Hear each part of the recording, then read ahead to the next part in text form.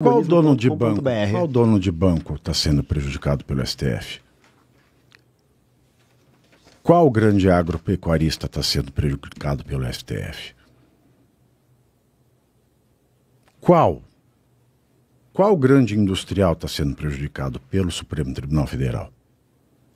Nenhum. Estavam todos em Lisboa, no Gilmar Palusa, inclusive donos de banco, oferecendo festas nambabescas nas quais eu estava presente.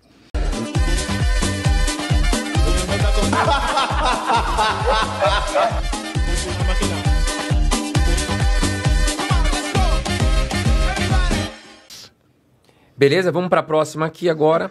Eu vou fazer então agora a afirmativa do Gustavo para o Thiago. O STF não joga contra a direita porque cumpre com sua agenda política e econômica. Então, Gustavo, 2 minutos aí para você argumentar.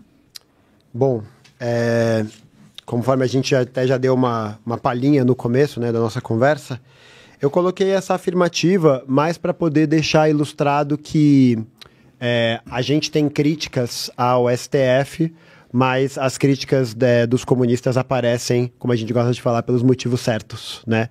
Que é justamente o fato de que o STF se tornou uma grande salvaguarda da burguesia brasileira, de um determinado setor da burguesia brasileira. E o que se observa é a manipulação de muitos quadros, de muitas pessoas da direita, usando dessa crítica ao STF, que tem uma capa de legitimidade que eu enxergo como legítima em muitos aspectos, mas acaba escondendo qual é a verdadeira questão e o verdadeiro ponto por trás dessa crítica que tem que ser realizada ao STF. Porque hoje, essa crítica que é feita ao STF, ela acontece principalmente porque ela está atacando um determinado setor da burguesia brasileira, um determinado setor da classe dominante, que assim o seja, né? E que está sendo prejudicada nesse meio tempo. Tanto que assim, por mais que a gente possa ter críticas ao STF, eu acho que é simplesmente absurdo, impensável, você vê uma potência estrangeira querendo determinar o que um sistema judiciário nacional, soberano, autônomo como o nosso está fazendo. Por mais que a gente possa ter essas críticas, possa ter isso, imagina se fosse a China fazendo isso aqui. O quanto seria o terror no jornalismo, o terror em todas as manchetes. Então eu acho que diante disso, o que a gente vê é que o STF é uma instituição que joga contra a classe trabalhadora, que joga contra os seus interesses estratégicos, que amplia a sua precarização e que produz cenas como, enfim, ministros do STF dançando do lado de CEOs de grandes empresas. E aí eu acho que fazer essa crítica é muito importante, mas a crítica a essa questão envolvendo os direitos dos trabalhadores, e não só um político favorito ou de estimação. Legal, 5 minutos para o Thiago. Você citou muitas coisas. Qual liderança da burguesia o STF está prejudicando? Essa daí Qual? Informação só interna. Qual? Essa daí a gente precisa entrar no Em Defesa do Comunismo. Qual dono de banco está sendo prejudicado pelo STF? Qual grande agropecuarista está sendo prejudicado pelo STF? Qual grande industrial está sendo prejudicado pelo Supremo Tribunal Federal? Nenhum. Estavam todos em Lisboa, no Gilmar Palusa, inclusive donos de banco, oferecendo festas nambabescas nas quais eu estava presente. E os únicos que não estavam presentes nessas festas nambabescas, onde existiam áreas restritíssimas, festas assim, vou fazer uma recepção hoje, na minha penthouse em Lisboa, e vou gastar 10 milhões de euros para receber o pessoal em Lisboa. Os únicos que não estiveram lá são os prejudicados pelo STF, porque, aliás, nem passaporte eles têm, nem ir para Lisboa eles poderiam ter ido. Mas, aquilo que você chama de burguesia, todos estavam lá, sem exceção. Todos. Todos estavam. Estados Unidos querendo mandar na soberania do judiciário. O judiciário não tem soberania. Quem tem soberania é o Estado. O judiciário é um dos poderes do Estado. E é um dos poderes do Estado porque na clássica teoria de Montesquieu você não pode concentrar o poder em um só lugar porque a concentração de poderes promove o abuso. É por isso que o poder ele é tripartido. Então nenhum poder é soberano.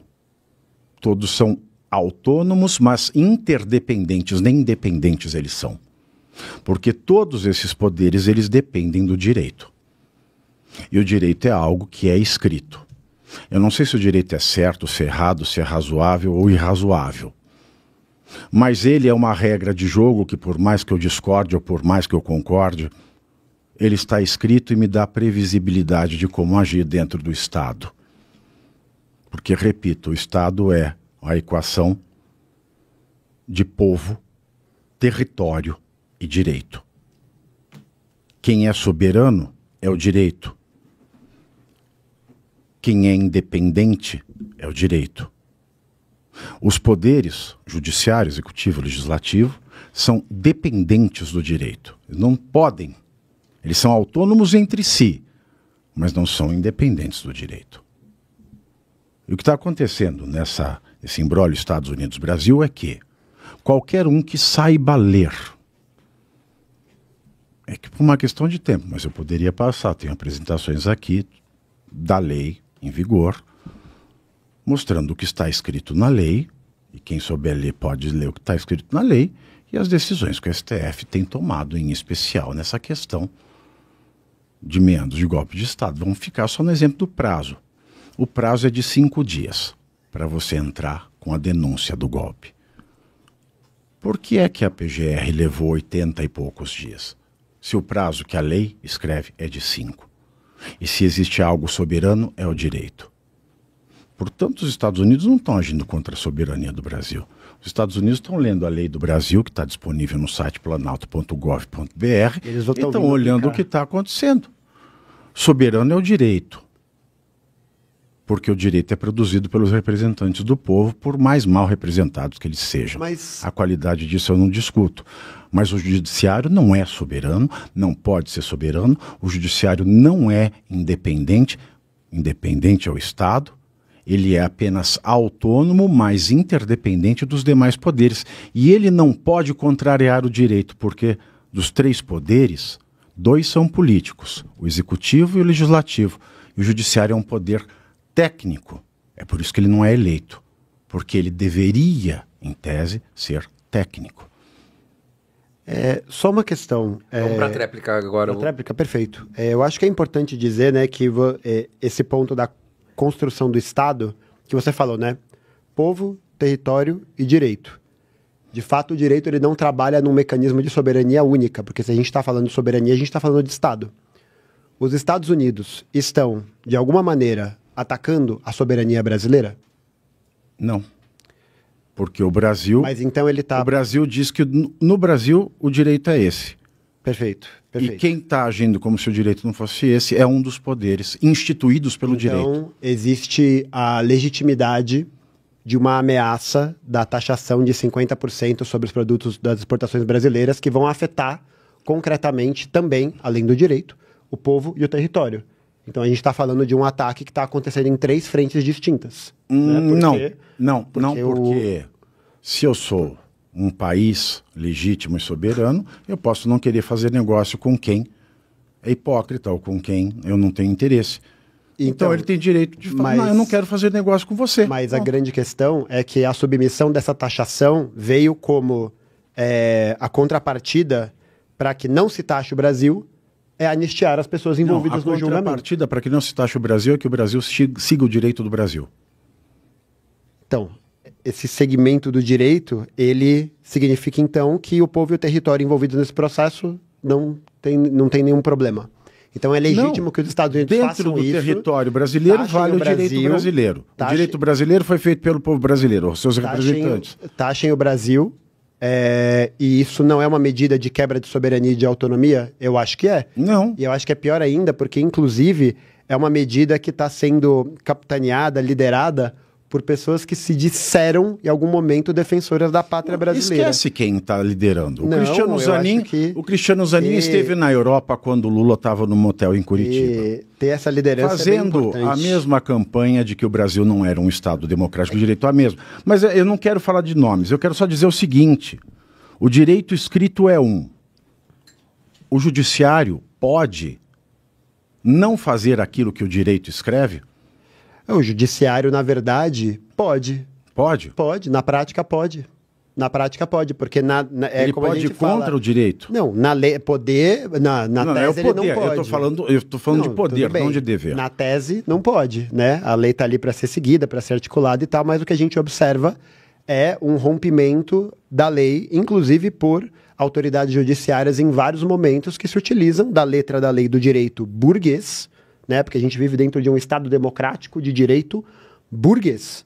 É o direito que protege a propriedade privada dos meios de produção, protege o poder da burguesia e que, portanto, faz seus mecanismos aqui e ali para garantir esse poder. A CLT protege o interesse da burguesia. Por exemplo,